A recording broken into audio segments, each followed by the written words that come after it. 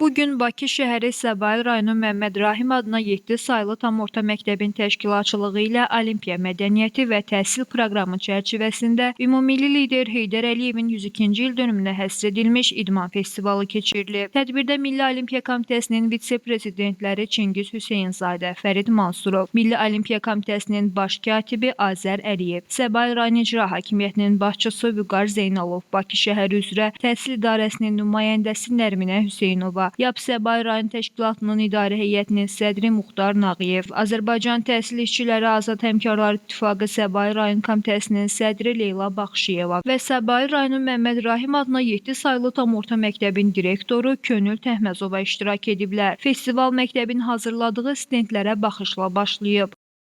Mən burada hal-hazırda gülləri rəngləyirəm, amma vərəqdə dəyirman çəkmişəm, tülpan gülləri çəkmişəm və otlarda rəngləyəcəm. Mənim çəkdiyim şəkil Hollandiyalı gül satan qadındır.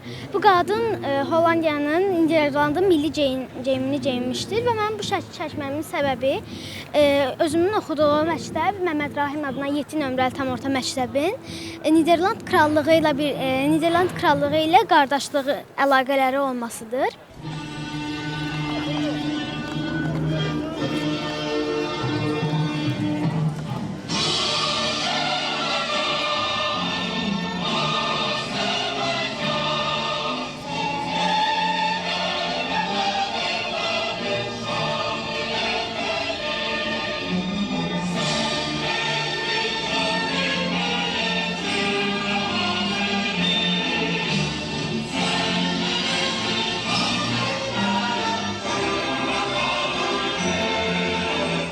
Azərbaycan Respublikasının himni səsləndirildikdən sonra rəsmi qonaqlar tədbirin proqramını izləyiblər. Tədbirdə çıxış edən Bakı şəhəri üzrə təhsil idarəsinin nümayəndəsi Nərminə Hüseynova Ulu Öndər Heydər Əliyevin idmana qayğısından danışıb. Bildirib ki, ümummilli liderin rəhbərliyi dövründə Azərbaycanda idmanın inkişafı üçün mühüm addımlar atılıb. Azərbaycanın milli rəqsləri və musiqi sədaları altında müxtəlif kompozisiyalar səsləndirildikdən sonra Olimpiya məşəli meydana gətirilib. Məktəb şagirdləri yarışı, gimnastların xüsusi çıxışı, gimnastika məktəbi və 7 saylı məktəbin şagirdlərinin çıxışları tədbirə rəng qatıb. Məktəbin şagirdi Musa Muradın musiqili ifası da tədbir iştirakçıları tərəfindən maraqla qarşılanıb. Tədbirin sonunda xatirə şəkli çəkilib. Leyla Səməndər, Cuma Kazımov, Yeni Azərbaycan TV.